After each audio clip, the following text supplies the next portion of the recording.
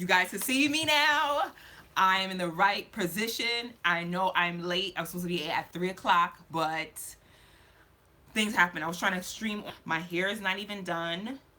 I know I'm babbling right now. Shut this down. Shut down. Okay, so hi guys. Happy Sunday.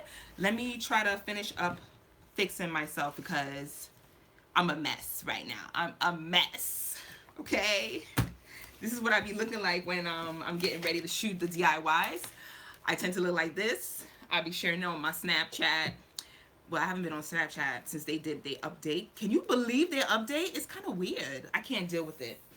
So I abandoned that for a bit and went over to InstaSnap.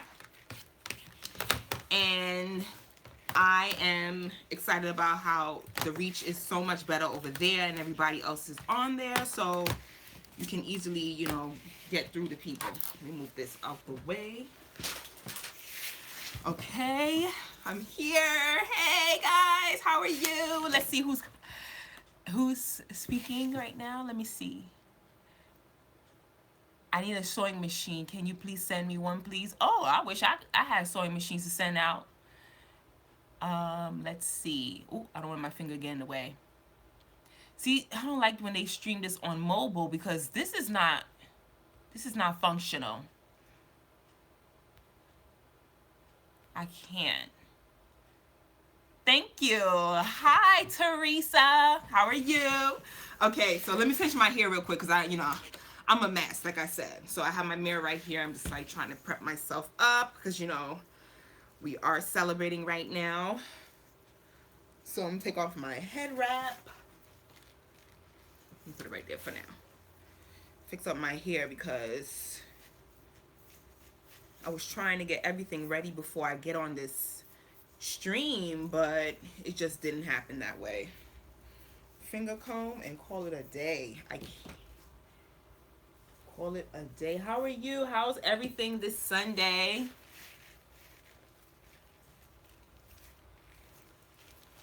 Let's see. Oh, I didn't get your last. Oh, you didn't get your name. It kind of went away for a bit. From Brazil. Hey, how you doing from Brazil? Washington State. Ruby's from Washington State. Washington's in the building. Yes. In the building, getting done up. I need to look good. I want to look good because we are about to do the unboxing in a little bit. Oh, yes. This is cute, isn't it? Like, I'm so obsessed with my haircut, my little pixie haircut. I gotta put a little more curls in it, but what do you guys think? Looking good, right? Hello from Philly. Who's that? Hey, Gabriella from London. London's in the building. I can't speak a London accent if my life depends on it, so I'm not going to attempt. But hey, London. Arizona. Angela for Arizona. Yes. Arizona's in the building. Oh my God, so many people from different places. Oh my God, isn't that so fun how you can just meet anybody on the internet? Here's Miss Mia from Texas. I mean, you can meet everybody across the world. Yo, let me tell you, when I was I know I'm going to be ranting all over the place, but when I was in elementary school, this is as far you can reach out to people, like random people, and you don't even know. So in elementary school, we had this thing called pen pal. I don't know if you ever had that in your country. And what we would do was we write a letter, and then the school, the class get to send the letter across the country somewhere. So someone would obtain your letter, and then you would get a reply from that person. So we don't know where these letters would go, but that's as much as the reach we could reach out before this whole internet thing became what it is today. We had to write letters from pen pal. You send it away. You don't know where they sending it. And then all of a sudden you get a letter back like somebody answered you. You like, oh my gosh, I got a pen pal. I got an answer from someone. This is random. And you're like, You know, oh my god, the greatest thing ever. And now look how evolved. Like I can easily talk to someone in London. Like this is crazy. You know, you in Texas, Arizona, you know, that's dope. That's really dope. So the pen pal has evolved. So PayPal. No, I didn't say PayPal. Pen pal. Pen pal is a person that you go and what we used to do back in the day. Pen pal. So you just send out notes to some random person overseas. We don't even know who it was. It could be the school arranging, you know, those type of like, you know, school upon school from different countries, and you just, you know, interact with the children and try to, you know, make it more fun or something like that. Maybe it was an organization or something like that. But that is what it was called when we go and interact with other people. Just you know, whatever. But yeah, so I'm so excited for this live. It's been a while since I've live streamed a live stream. So I'm happy you guys joined me.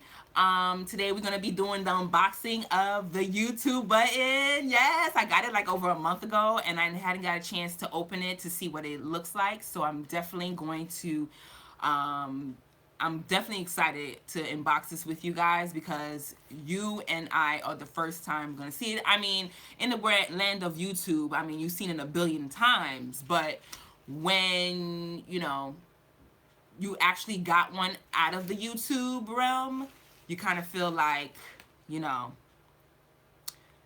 this is major because you don't come across anybody who has YouTube. Well, at least I don't. So let me go ahead and check these comments really quick. Let me read some of these. Okay, let's see.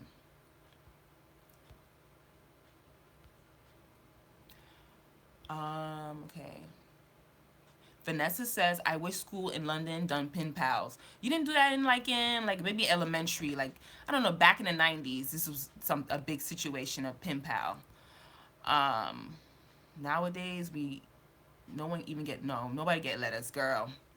They don't do letters anymore. Nobody want to write. Everybody want a text message. Get on the screen. Let me FaceTime you. You know, that's what it is. Okay. I have a pen pal from Switzerland since the 60s. Really, Ruby, you had a pen pal from this in the 60s, since the 60s? That's crazy. Wow. So those things do really work. Okay, when did you know that making clothes was something that you wanted to do? That's from Jessica. Okay, so I think I was in junior high school. So junior high school, I was like, you know, experimenting. I was interested in fashion. I did not want to look like, you know, that kid that didn't have any clothes. Even if I didn't have enough money, I wanted to be stylish in some sort. So I, you know, always like try to find ways to make myself look stylish by making things that I don't see on other people or I can't find in stores or whatever. I felt like I wanted to, you know, look kooky or different. I would go out and do my own thing. So when after junior high school, I got into high school and I was still, you know, having fun with my outfits and whatever. And then that's when I really was getting interested in, like, you know, sketching and drawing stuff. And then, you know, towards junior high, I think it's senior, no, it's sophomore year or junior year. That's when they start asking you, like, what do you want to be when you grow up? Like, what school you want to go to? You know, if you have any idea of what career goals you want. And then I thought about fashion. And I was like, I didn't even know. At first, I didn't know if fashion was something I wanted to do. And then I was like, is fashion a business? Like, can you really, you know, do something in fashion? And then that's when I restarted research. And then my school had offered an internship. And that's when I said, you know what, let me try what this fashion is all about. And that's when I got my internship and I was able to go ahead and learn fabrics and dabble here, dabble there. And that's when I went to school, and that's how I got into fashion. So when I was young, I was interested in being creative. So that's what led me into becoming what I am today. Okay. Can sewing bring a good income? Okay. That's a good question. Sewing can bring you good income. First of all, I think it can if you know how to market yourself. Now these days, it's about putting yourself out there and putting yourself out there for you to stand out amongst the crowd, because there's a lot of people in this field. Everybody want to be designers these days. And if you are a designer trying to, at least you're in the same realm of people who's doing kind of the same thing, you need to kind of stand out so that way people can choose you over the next guy, because there's going to be a huge comparison situation that's going to go on, and they're going to compare you to someone else. And if you think that your work is worthy of their, money, you need to stand out in a way that they say, I see value in my in your stuff, and I'm gonna go here, because there's a lot of designers who's sitting here doing a whole lot of the same thing. I like, to be honest, like I see a lot of designers doing a lot of the same things, and I can't differentiate them differently from what they're doing. It's like, oh, okay, you do that, and I see this one doing the same thing, and it's like there's too many of the same kind. I can't tell you apart. So you need to stand out, and once you stand out, people start coming to you because you're different from everybody else. If you are sitting here just like, oh, I want to make clothes, and just to make clothes, and you have no vision of where you want to go and take it, then you were gonna have trouble making money. But people can make really good money once you're able to like understand the market and what the market wants and what you can give and why you stand out. You can make some really good money. A lot of people make money, and so a lot of people don't make money. So it's about you and what you bring to the table and how special it is.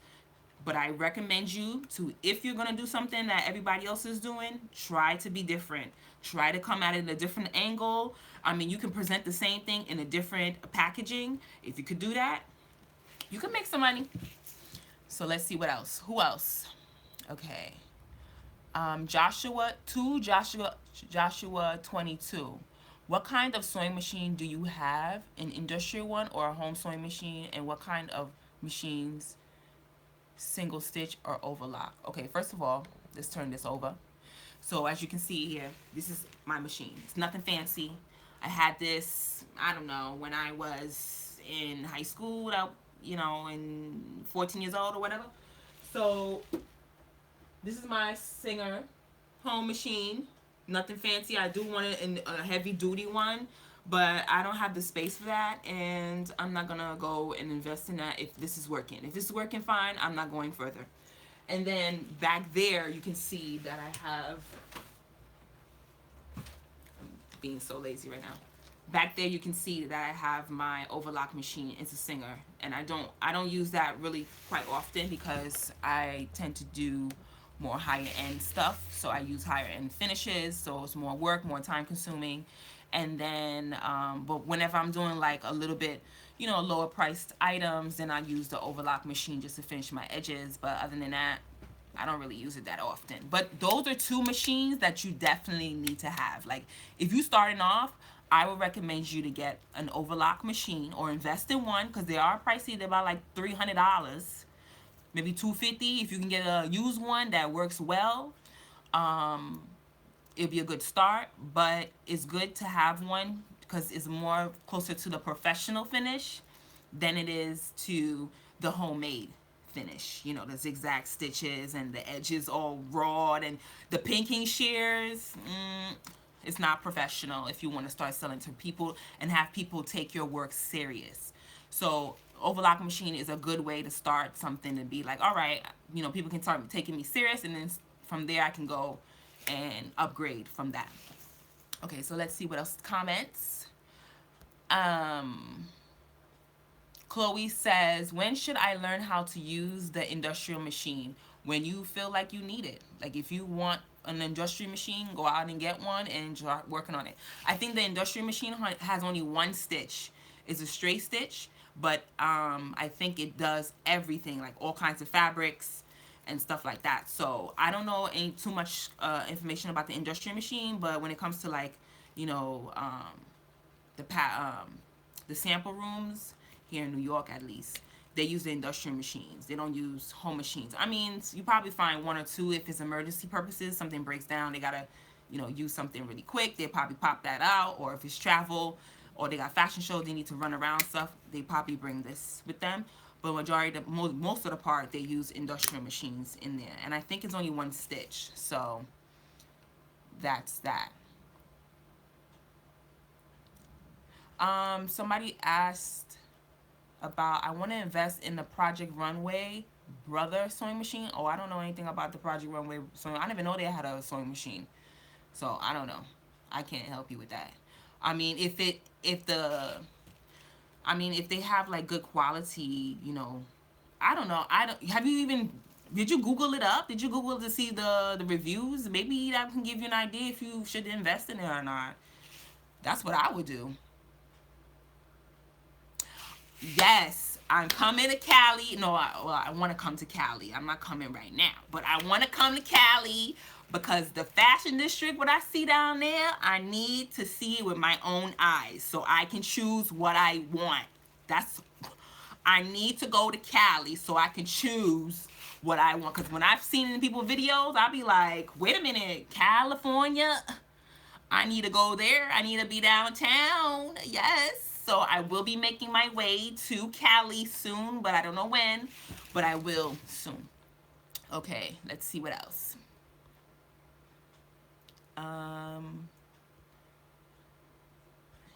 Sorry. Okay. Oh, Caroline asked, there aren't as many black people in fashion, right? Well, um, it depends where you are, you know, um, I guess asking like what levels you're saying. There are black people in fashion, high-end fashion. No, not black design. I don't know any black designers at the levels of Dior, Chanel, you know, Prada, Gucci, Versace. I don't know any black designers at that level, and those, those brands are like long time establishments. They have their histories, and what they're known for when they first started is not what they have become. I mean, they evolved, and the message of what they are now still is true to the brand, but it's a whole different idea from when the actual designer was in the house. um there's a black community that does, fashion designers. There's black designers, but those designers don't get the recognition that they deserve. A lot of black designers don't get a lot of recognition. It's people who work in the industry as well. I mean, I used to work there, like when I was in from 2000 and when I started 2006 to 2011. That's when I left. And every office that I went to, when I first walked into an office, there's only like maybe one, none. And you're looking around like, I'm glad that I'm here, but you mean to tell me this office is not diverse enough for you to have more than one black person? I just find this ridiculous. Especially, and for me, I feel like every other culture is celebrated in the industry except for black people. I don't think black people are really celebrated in the industry at the more serious level of the industry, like fashion, where they, serious business. No, when I walk into an office, I see there's a lot of Asians. Um, there's, of course, is white people there. Mostly in production is Indian people. Sometimes in different companies they have different type of production people. If it's Indian owned, then they have their own production people. Majority of the Indian people are there. Yeah, when I walked into these places, hardly any other black people. There's hardly any of that. So it's kind of depressing. My experiences, I felt like, do I keep on continuing to keep going to these, jobs and be disappointed of how they, how I'm looked at when I come in to do design, because I'm not treated as my other counterparts when it comes to design. So I kind of get a little bit less like, maybe not. She might not be as good as they say she is, or as she thinks she is, or we'll try her, but we're not gonna give her that much. That's not for her. That's the situation. So I mean, I rather work on my own, but working on my own is just a lot. It's hard. It's really hard. You know, um, I get both ends, black and white, and if you don't got respect or recognition other places or someone boosting you up, it's a struggle. It is really a struggle. Um, Regina says, I believe blacks should build and support our own fashion industry. Yeah, we should, but it's so easy for people to say that, but when it comes down to it, I mean, the coins. It's the coins. Like, I'm not saying that it's not possible. It is. I have customers who come to me, and when I first started, to be honest, when I first started, I was like, I don't think I'm gonna have black customers because, first of all, my price point, number one, and number two, I just felt like I put so much effort into creating investment pieces and well crafted pieces that it has to be at a higher price point. So if the customer or black folks don't understand that this is quality you're paying for, and quality means, and for me that is more about investment, and you're not about investment, you're about I want to change all the time, I want to look like this, I want to be at the latest trend, I don't care too much, I want to be frugal, I want to be, then I'm just not for you, because I'm not a frugal, or, well, I kind of am like a frugal, but it depends on the situation.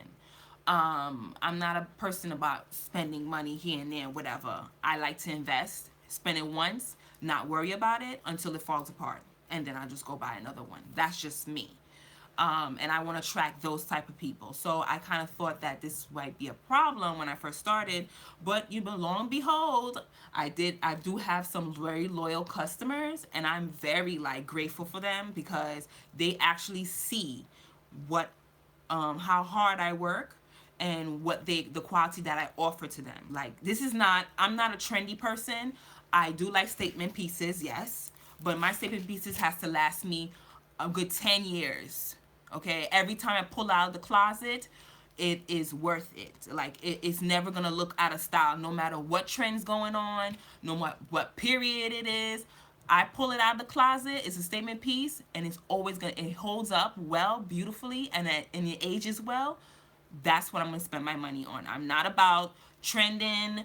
Oh, I need to be the hottest right now and then not hot later. I'm not into that stuff. I want to be classic and endless and timeless. That's what I am. So, as far as black people supporting, I'm not gonna say they don't support. They do support, but like I said, they also want to support people who have some type of recognition, or out there or up there. They're majority of the people, not all, some of them like to believe that you need to have some type of status or reason why I should spend that type of money with you, versus saying, no, I like what you have and I see what you're doing, and even though nobody knows you, that's okay, because I'm ready to spend my coins with you because I see the effort that you put in. That's the type of people I want to work with. So I don't cater to just one kind of people. I cater to a lot of people, and I always wanted a brand that's very diverse. I'm a chameleon, to tell you the truth. I'm a chameleon. I adapt to any situation, any environment if I need to. And I just like the fact that we live in a world, especially in US, we live in a world with a bunch of different people, different cultures, different countries, different languages. So why are we, sitting here saying I want to be segregate myself to one kind of people and just focus on them? Like, I want everybody to shop dans la Tavois. That's what I want. That's why my channel is here. Everybody from everywhere comes, learns. There's no this is not for you, this is for this. No. I want everybody to learn, everybody have equal opportunity. But I want more of myself to be seen with people that I also create high quality, and I should be respected for that. So that's how I feel. Okay, let's go down to some of these questions. Let me see some of the notes, and then I'm gonna go and do the unboxing because we're gonna be on here forever. Now it's 25 minutes in. Okay, so let's look. Representation. Regina said, okay, do you make dresses for people or do you sell your product to stores? Okay, so I'm sorry, I'm gonna butcher names. Salima? Salim? Okay. Um, Wait a minute. What is going on here? Okay. Okay. Do I sell my clothes? I sell online. I have an Etsy shop, and I also sell on my website, danlatabois.com. And I've been trying to get into stores, and it's been hard. I don't know, maybe my approach is not right. I'm just going to have to come at it a different angle, maybe come at it in a different way. So I'm going to go and try something else. But I do want to get in the store. But then eventually I want to have my own boutique. And I want to have it in Brooklyn, downtown Brooklyn. And I want to have my own little shop where I have bridal and ready to wear, and mostly for evening wear. I like evening wear stuff. I'm not crazy about the ready to wear things yet, but maybe I eventually will, because the way things are going these days, I don't see anything for me to be buying from other people. I prefer to make my own stuff, and I'm thinking about making my own stuff. So that's kind of like ready to wear for daytime whenever I'm walking out and doing things. But yeah, I would like to have my own store. If I could, I would. But I was trying to get into a store at least to get some type of like, okay, you see me in a shop, so that's kind of like really gives you some more credibility. The store already has some credit, so that way if you in a store somewhere, people tend to be like, oh, since you're here, I'm gonna go and shop too. So you might be somebody, obviously you're here, so you might be a designer that's interesting. So I'm working on it. I'm just gonna take my time, and I just gotta do the work. Yeah, I totally understand.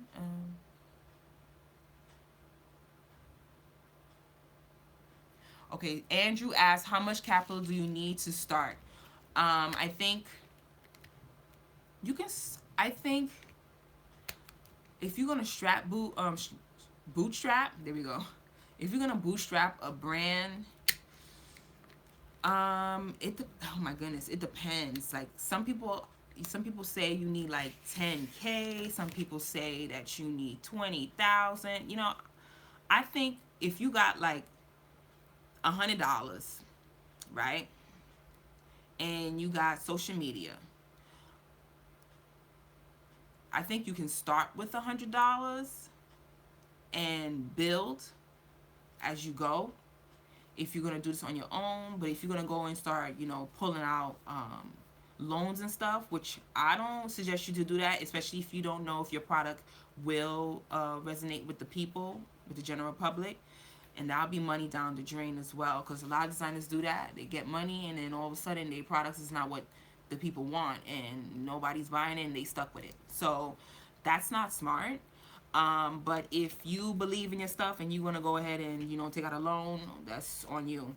I would start with just $200, create something great, and see how it goes, and build there. That's it. Like, use social media, build what you want, talk about your story, and then see if you can get people in the door somehow. Or I don't know, go out, showcase it somewhere, maybe host a fashion show. If you got like good, like maybe $300, do one of those fashion shows with those production people who's hosting shows and stuff, to get people to come and follow you, and just put together a small collection and start. Like, I think you just gotta start somewhere. If you got one piece, you budget it, you find out how much it is, what it really costs to make stuff, and you start spending money and deciding, all right, I'm not gonna spend it. But keep yourself on a budget, because if you start spending money just to spend, you're gonna spend so much you didn't even know. So I think you can start small, but you just gotta be frugal. Like, I mean, look at those videos that I did. I mean, $10 gown. If I were to do a fashion show and I said, all right, I'm gonna go showcase those clothes, would you have known I'd spend $10 to make that? No, you wouldn't. And I could have charged $500, $600 for that dress. How would you know it was $10? That's being frugal. Like, that's how you shop. Like, you say, okay, I'm gonna go and spend $10, but my craftsmanship is worth so much more, and that's how much I want. And then you start. If you get that sale for $600, boom, then you go up from there. You know what I mean? So that's how you gotta do it. That's how you have to think about it. Okay, so oh my goodness, so much comments right now. Um,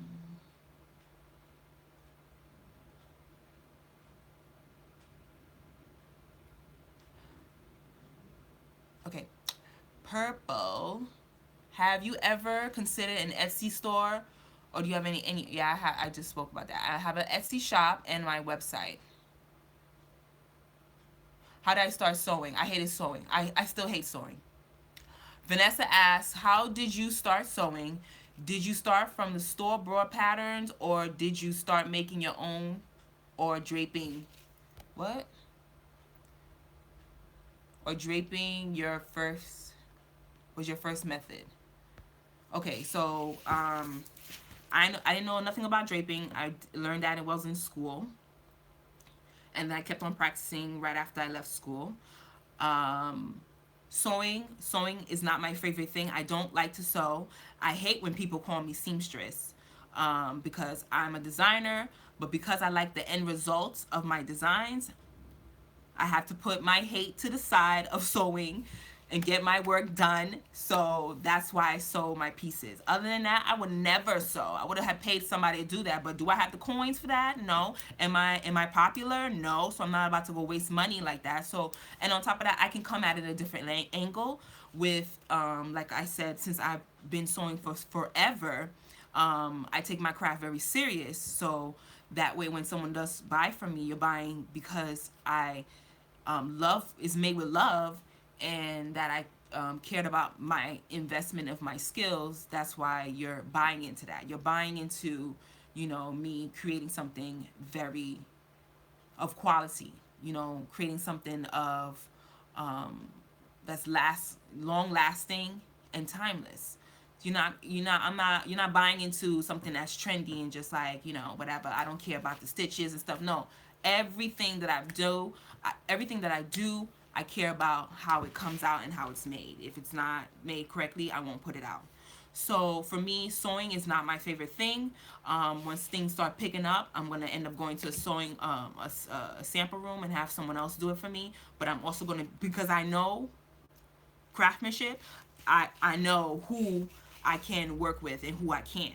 So I'm not gonna hand out my stuff to anybody and be like, and that comes with coins. That, when you have somebody doing your stuff now, you gotta factor that in when it comes to designing your pieces, or when I'm designing my pieces. So when I started sewing, my grandmother used to sew, and she used to sew like straight, like off the fabric. She didn't even create a pattern. She just started, I don't know, doing her thing. And I was like, maybe when my grandmother was there, I was like maybe like 10, 11, and I was like, oh, this sewing stuff is not for me. I'm not interested. But I was always impressed that she was able to take fabric and start cutting it up and then making dresses and stuff. So I always thought that was fun.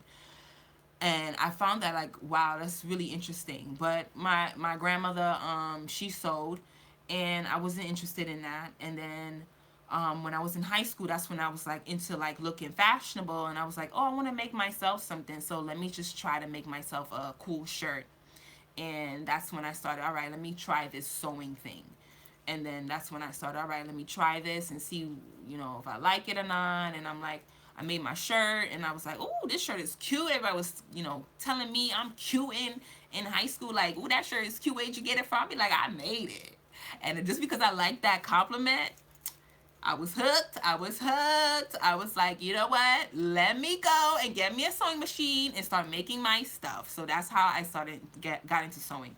As far as draping is concerned, I learned how to drape when I went to college, and I learned there, kept on practicing, Um, I had a design internship. They were draping in there because the designer had like pattern makers in the back. So I was learning draping there as well. And yeah, and that's how I got into draping. But I do not call myself a seamstress, and I don't care for sewing. Okay, so what else we gonna ask here? School was expensive for me. Who asked that? That's so Rochelle. Okay, school was. I think school. Okay, first of all, I think school was a bit expensive, but I think my parents, especially my father, oh, bless his heart, my father paid for my school, and then I took a little loan on top of that. So my loan was like about $4,000. So he was basically paying for my tuition. So I basically had no money. There was no more allowance or a little money that you can go shop and do your own thing and buy your own stuff. There was none of that. So I would have to go and figure that out. But he paid for my school, so I really didn't see how much, and I had a loan of $4,000. So as soon as I got out of school, found me a job and got rid of that debt. So that's what happened to me there. So but I know some people left school with humongous loans, and I think they're still paying for them now. I remember someone said they had like a loan for 42,000. I was like, what? And I don't even think our school was, our school was our school worth 40. I mean, I don't think it was worth $40,000 worth of debt, but the teachers were great. So I mean, to each their own. But for me, my parents basically paid for my education, and I was very fortunate of that. So how do you work under pressure? Chloe's asked. Oh, Chloe, you asking a lot of questions. How do I work under pressure? If I'm working for someone, I if I'm working for someone, I remember when I was working in the office, my first job in the industry, I cried because I was messed up. So you first new on a job, you're young. I was like 18 years old, so I didn't know what to expect, and I probably made a mistake. And my boss at the time had yelled at me, and I didn't know how to handle that. And I'm like, oh my gosh, crying, boo-hooing in the hallway. They didn't want her to see me, and I think she felt bad for me.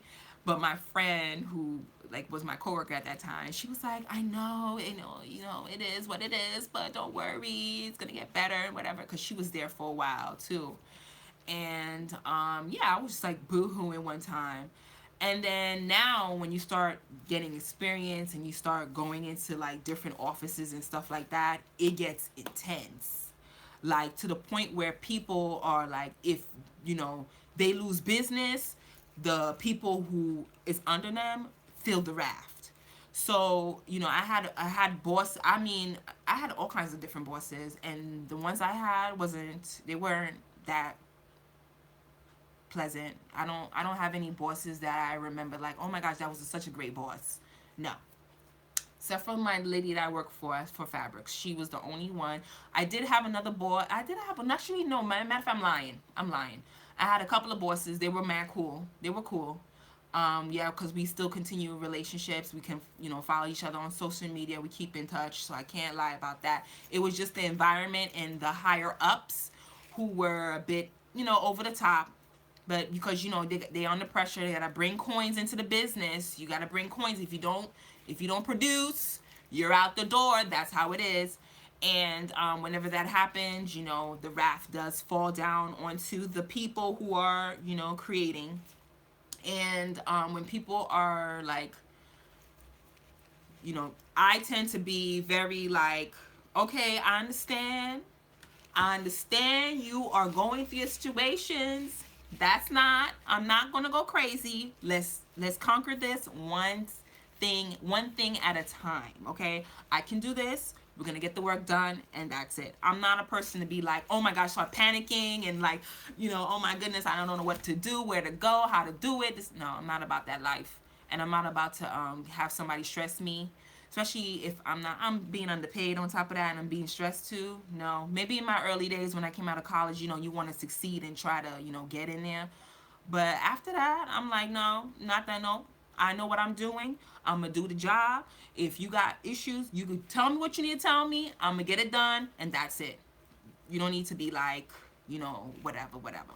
But some people can't handle it, and some people can. And I've seen some situations where people can't handle pressure. Okay. Who else?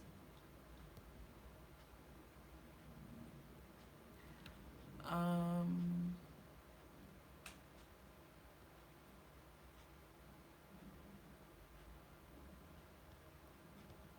all right, so I'm gonna get going and start the unboxing right now.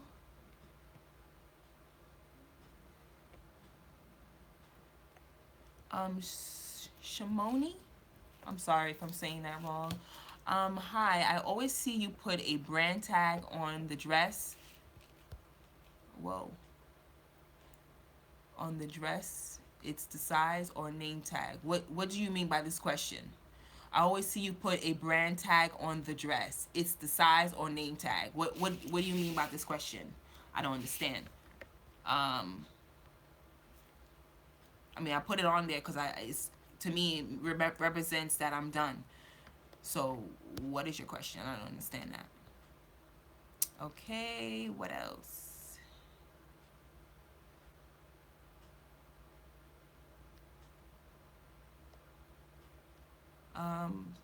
Somebody asked me about Project Runway. I answer these questions all the time. I'm not interested in Project Runway. It's not, to me, it's just not for me. And I had tried out one time. They rejected me. And the time that I tried out too, I was just like, oh, maybe it's something to do. Like, that's how. And I don't want to try something out not wanting it. I'd rather someone else who wants it have that opportunity. I didn't really even want to be there in the first place. It was just something to do because that was the trend. Like, designers go and try Project Runway, and I'm just not interested in that. I just don't see the reason. I mean, I see that it gives you exposure, but at the end of the day, you get that exposure, you still have to put in the work, because if you fall off, that's it. Another designer comes up. Remember, designers are all over the place trying to get noticed. So the minute you stop doing something, the minute you not, you're in today and you're out tomorrow. So I just feel like I'm still gonna continue to do me. So with this following, yes, I can get some opportunities, I guess, but that's if they chose me. But I'm not interested. It's just not my thing. Like, why? I don't know. It's just not my thing. So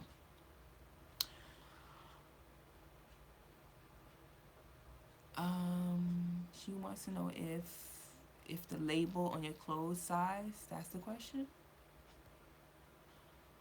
I don't know. I don't understand the question. Even Fleur, Fleur, she wants to know if that is a label or clothes size tag. Oh, okay. I see what you're saying now.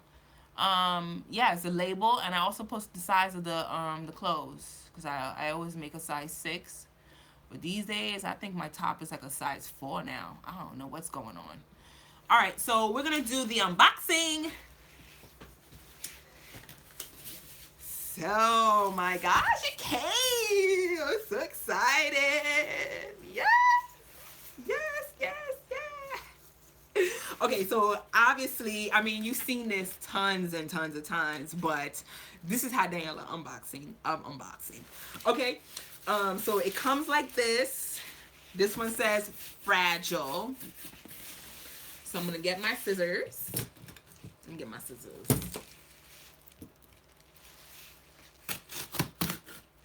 Wait a minute, let me take my time. I don't want to start scratching whatever's inside there. Getting a little crazy right now because I'm super excited. I wasn't planning to opening this, but I said, what the heck? Let me just do it. All right. Oh! All right, so it looks like this. Whoa, whoa, whoa, whoa, whoa, whoa, whoa, whoa, whoa, whoa. Okay, let's put this down. Okay, so it's wrapped up in this plastic. Okay, yes. Yes.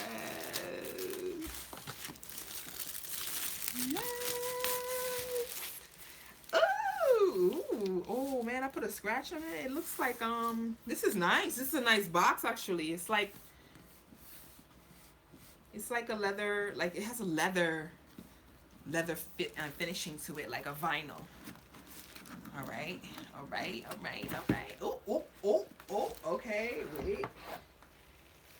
Wait. Oh my gosh. This is insane. Like, I've seen this with other people, and for me to actually have this in hand, like, this is crazy. Okay, so this is the letter that they send.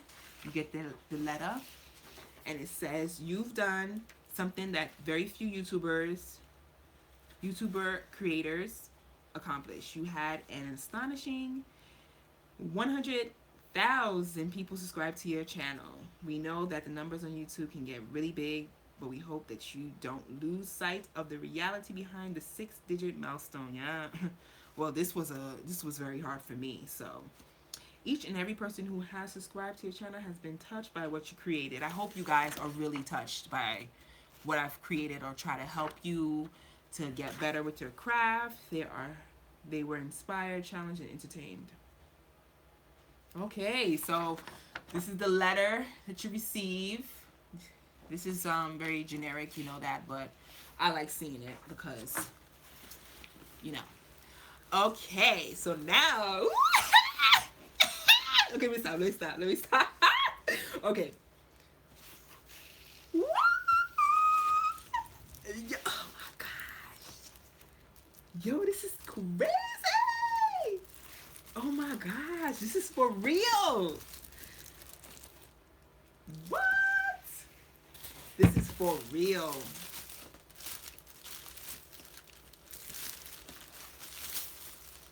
Wow. Wow.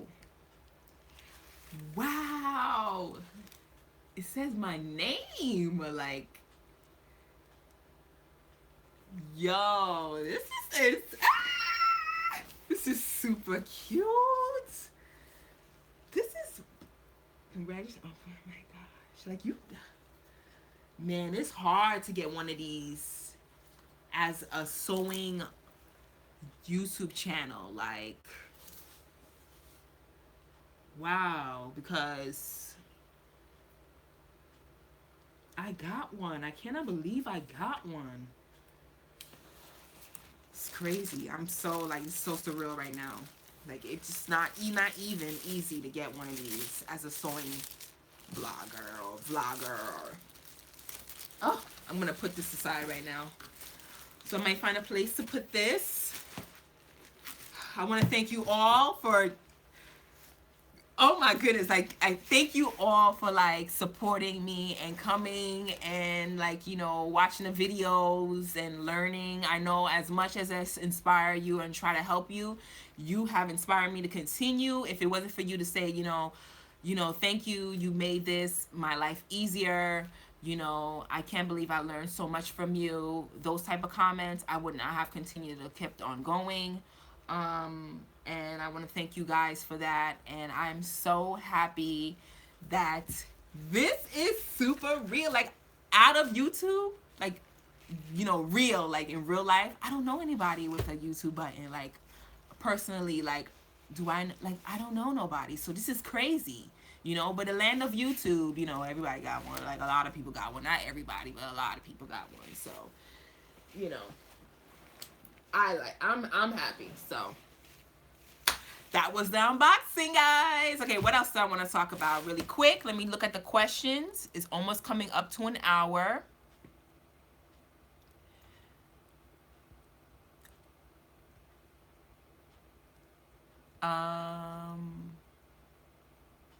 Oh, Ryan asked me to make a dress for $1. No, not in New York City. I ain't gonna, where I'm gonna find fabric for $1. I can't find a fabric for $1. That would be astonishing, but no, I'm not able to do that. Jinxie, can you go sit down, please? Thank you.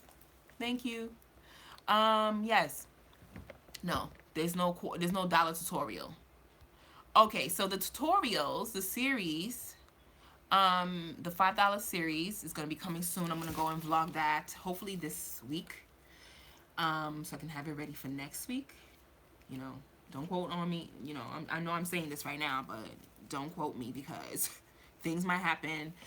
If a customer comes in and purchase something, YouTube might have to be on the back burner for a bit.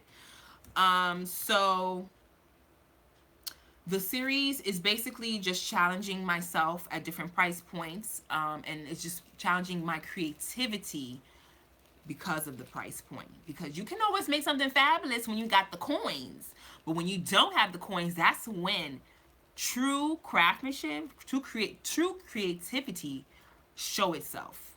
So this series is about showcasing to people that no matter how much money you have in your pocket, you have the opportunity to create. No one is better than anyone. No, even the high end people, those establishments, those designers, yes, they have, you know, things under their belts, but they're not better than you or I.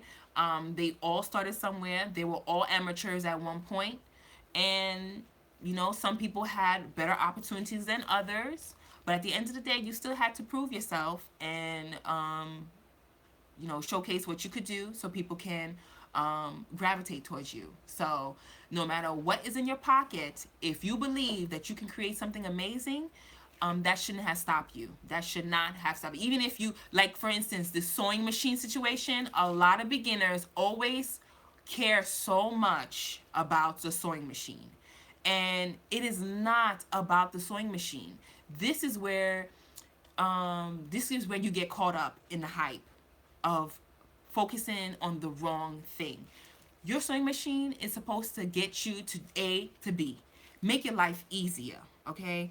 It's supposed to stitch the way you want to stitch, and you know, make the process much easier. But as far as, you know, you're concerned about what's the best sewing machine, and you don't even know if you like sewing or not, I think you're losing the essence of why you should, what is the reason of becoming a designer. It's not about the machine. It's not. I got a machine that was 14 years old. Singer. It's not even that great. I mean, yeah, I got different stitches. I don't even use all those stitches. I mean, I just use zigzags sometimes and the straight stitch majority of the time. I would like a machine that probably can cut my thread and you know, thread my needle. That's about it. I mean, and is that necessary? I don't really need that. Because at the end of the day, my craftsmanship is what matters. My piece that comes out of that sewing machine is what matters. Okay? Ain't nothing else. Because nobody checking for my machine when I'm showcasing my garment down the street. When someone sees this, they're not gonna see my sewing machine. They're gonna see a well put garment together. And that's what they're gonna pay for, not your sewing machine. Your sewing machine is part of what is used to run your business or run your, you know, craft or whatever it is, but it's not what people are going to see. They want to see the end results. That's what they're paying for. That's your job to become the best. So as a beginner, focus on getting a machine that gets you to A to B. Once you decide your machine is good, you think you need something else to make you better, then you start investing in that.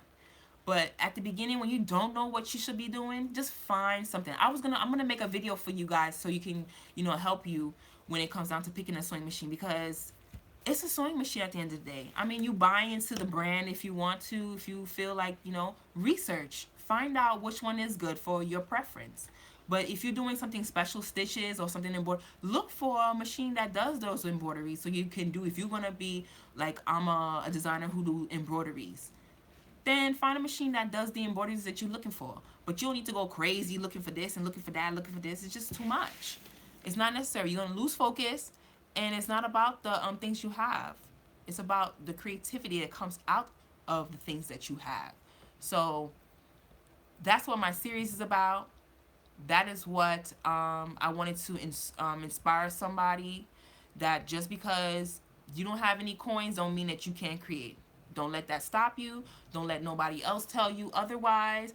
And you shouldn't take no for an answer, because you still can create, okay?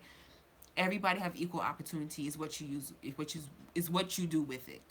So that's it. I'm gonna be out of here. I hope you enjoyed this live. Thank you for joining me, and I hope to see you in the next video. It's gonna be pretty soon, okay? So I'm definitely gonna be posting very soon. So I hope you join me. I hope you wait. Just subscribe if you haven't subscribed and you're still thinking about it. Just subscribe. You know, you'll be notified when the new video comes out. So I hope you guys enjoy your Sunday, and thank you for joining me, and I will see you guys in the next video. Okay? Bye, guys.